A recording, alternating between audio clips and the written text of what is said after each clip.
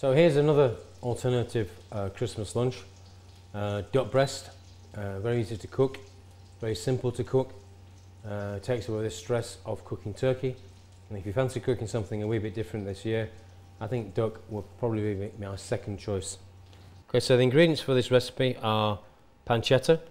Could use streaky bacon. I like to use Italian pancetta. It's sweeter, not as salty. Savoy cabbage, nice young Savoy cabbage here, which we've cut into quarters and shredded. Butter for the potato. We're going to use a fondant potato today. To get the fondant potato, we're going to use a Red Rooster. One of my favourite potatoes, perfect for virtually everything. And then duck. The duck itself, these are Gressingham duck breasts and are available from most supermarkets now.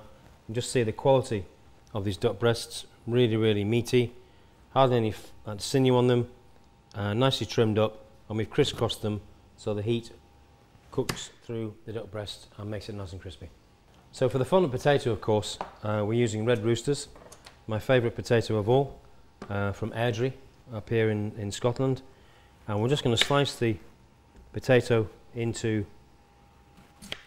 pieces, even pieces, again, like so. And all we need to do, very, very quickly, use a knife, and we're just going to trim the skin off around the potato. So you don't need to worry about buying cutters or silly things like that. Potatoes go in the pan with the butter, like so, nice and easy. Again, it's another very, very simple potato dish to do. We're going to brown them off, and then we're going to cook them in the oven for about 20 minutes or so. Again, the reason I've chosen this is because it can be done well ahead, and they're not going to dry out like a roast potato. Really, and lovely to serve the duck on top. So here are the fondant potatoes. They've had 20 minutes in the oven, about 190 degrees C. It's lovely golden colour. You can see the butter just gently frying away. Use a wee knife just to make sure they're cooked. These are gorgeous. Nice golden colour on both sides, and those are my fondant potatoes. So the cabbage, we've got a lovely, nice young Savoy cabbage here. Taking the leaves off, cut them into quarters, take out the root, and we shredded it nice and finely. But there's the pancetta. Nice pan on the stove, thick bottom saucepan here. I'm going to add the pancetta first to the pan. Pancetta has been cut into nice thin strips. That's cooking away nicely. Nice hot pan to start with. It smells great. Again, you can use streaky bacon, that's fine. Just pre-cook it first so you get rid of the excess fat. Once that's been cooked off, we're going to add some of the cabbage. Enough for about 4 people, so the cabbage goes in. And you can see how nice and fine I've cut it. There we go. So it's a nice thinly shredded cabbage. Take a wee bit of time on it so you can see it makes a big, big difference. Turn the heat down, put the cabbage in, and we're going to let that sweat.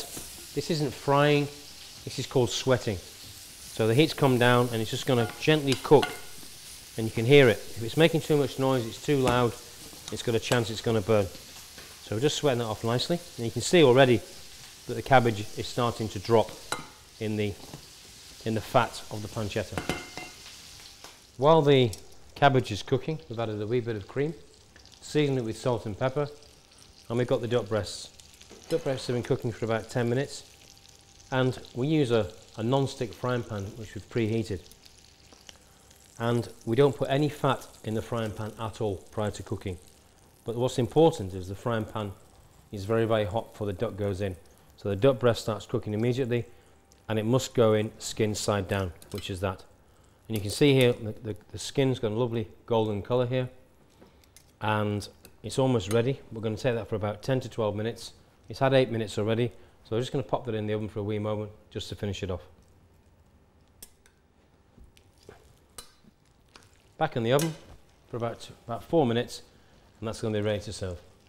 So the ducks have had their additional 4 minutes. Take them out of the oven, and you can see a lovely golden colour. They're in their own juices. There was no added fat in the frying pan. I'm going to take them out, and I'm going to let them rest for a wee while. The fat, please don't throw it away. When it's cooled off, put it in a wee container.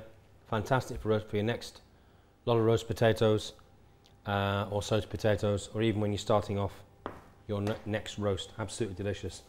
Don't forget, when these pans come out of the oven, they are warm. We cloth over the side, prevent you picking up, which is what we do in the kitchen nearly every day, believe it or not. There's the duck ready.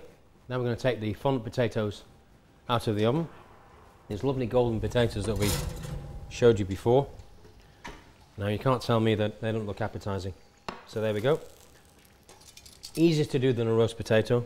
Beautifully brown on both sides. They just look absolutely wonderful. And to serve the duck, very, very easy indeed. We'll take some of the cabbage, which we cooked before, and you can see the cream is reduced with all those lovely cooking juices. It's nice and moist.